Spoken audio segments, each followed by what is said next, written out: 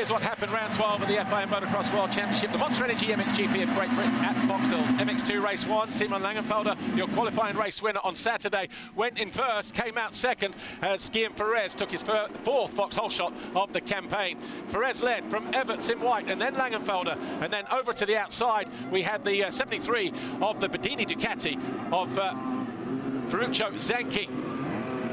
Everyone jostling for position. Everts into that second, but he was under pressure. Langenfelder just moving by at the top of the hill. That was on the end of the opening lap. And then Camden McClellan got the better of Janis Racelis as he moved into fourth on lap 4. That's pretty much where he would stay. Sasha Coonan, who was up to 7th and chasing Julius Mikkola, he went down, fortunately on the left side, not the right side. Picked himself back up in 14th. And he would eventually get back to 10th. Big crash this though for Ferruccio Zanchi. It looked worse than it was. Of course, he was a little bit second-hand, just like his motorcycle, but he did pick himself up and ride back, albeit aided by the team manager there, Joachim Fabetta. But no one a match for Guillaume Ferrez. He was victorious for the 10th time with his win in race 1 from Simon Langenfelder, Everts McClellan and Janis Racelis. Sasha Coonan came home in 10th. Ferrez, your new championship leader, by 2 points as we head into race 2.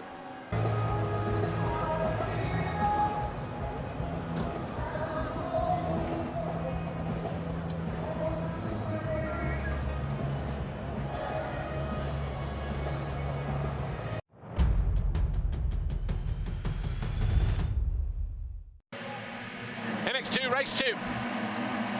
Simon Langenfelder controlled the inside, and it was he who crossed the line to take his 5th Vauxhall shot of the season.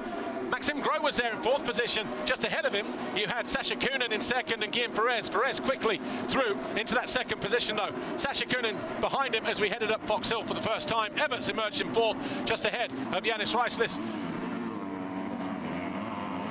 Challenges going on here. Racelis getting passed by the number 8 of Camden McClellan. Then Langenfelder fell from the lead, handing the advantage to Guillaume Ferrez. Picked himself up, managed to get himself back into 2nd after a mistake there from Sasha Coonan, heading up the next hill. And then he was able to focus and go back after the race leader. A mistake there from the 772 of Racelis. He would eventually come home in 8th place. And then Everts in 4th, closing in on a podium. He tipped over, handed that advantage to Camden McClellan. Both riders would find their way past Sasha Coonan late in the race, but there were fireworks at the head of the field, battling for the race win and the overall classification. Ferrez managed to win that battle and win the race. McClellan found his way into 3rd with this move on Sasha Coonan. Everts made his way by as well to move into 4th. Sasha Coonan would eventually come home in a 5th, but with his qualifying points on Saturday, Sasha Coonan leaving here with a massive 31-point haul, keeping his championship alive. Ferrez, your winner in the race from Langenfelder and McClellan, and that's how it finished on the top step of the podium. Ferrez, Langenfelder, McClellan. Ferrez, your new championship leader as we head to round 13.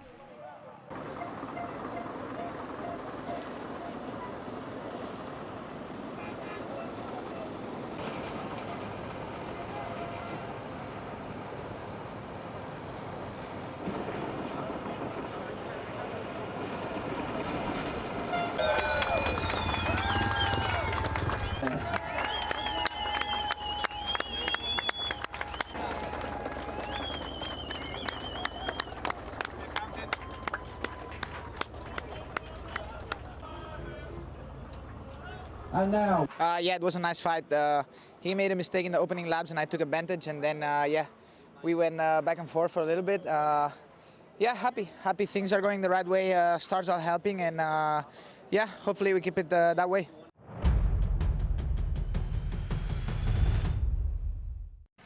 In the first MXGP race, once again, over on the left-hand side, Tom Vial thought he'd streaked ahead, but as he ran wide, it was Jeffrey Hurlings over the Fox Hole shot line, ahead of everybody else for just the 3rd time this year.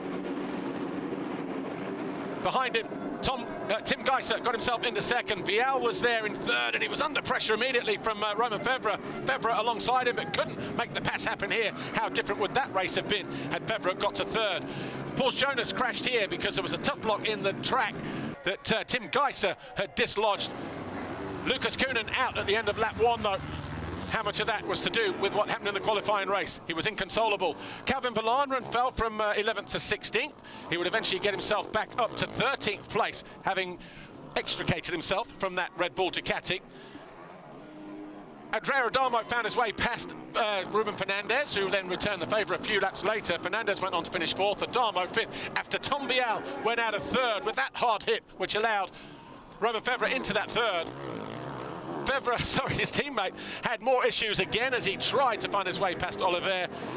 Jonas eventually came home in 17th. Race 1, though, belonged to Jeffrey Hurlings. His 7th win of the season. Geiser 2nd, Febvre 3rd, Fernandez and Adamo your top 5. No points for your championship leader, Lucas Koenen, in race 1.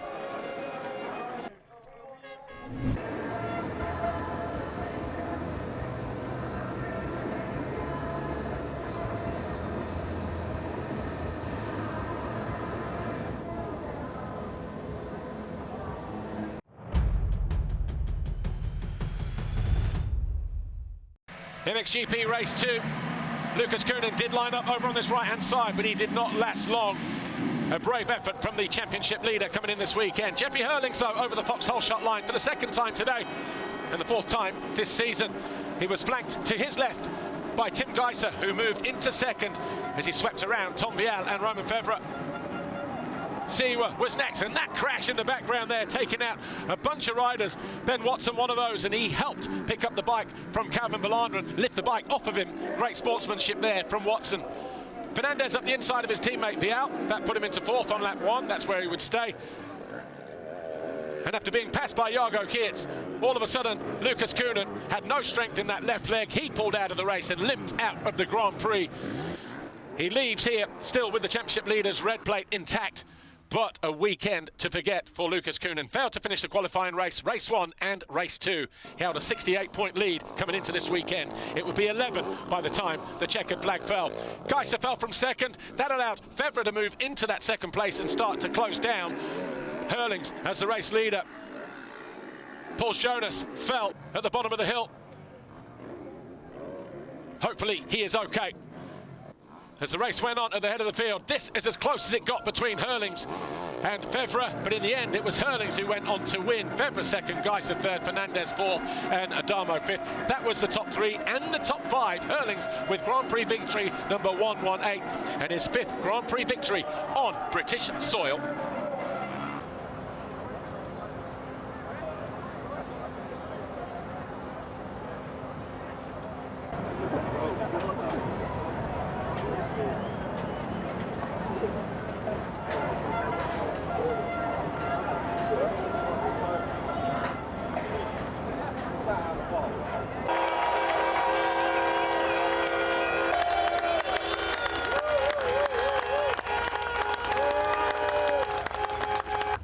Lucas Koenen hanging on to that red plate.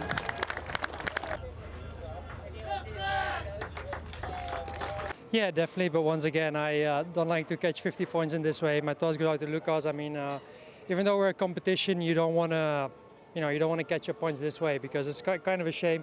Then I preferred him to have his bike broken instead of having anything with his health. So I'm feeling sorry for you, bud. I hope you unlock it, or at least as quickly as possible. You're back healthy again, mate. And hope to have many more good battles. But coming back to my day, yeah, I'm super pumped about my riding. A little gift from above, I think, this one. But yeah, 1-1, 2 hole shots. Couldn't come at a better time from a personal point of view.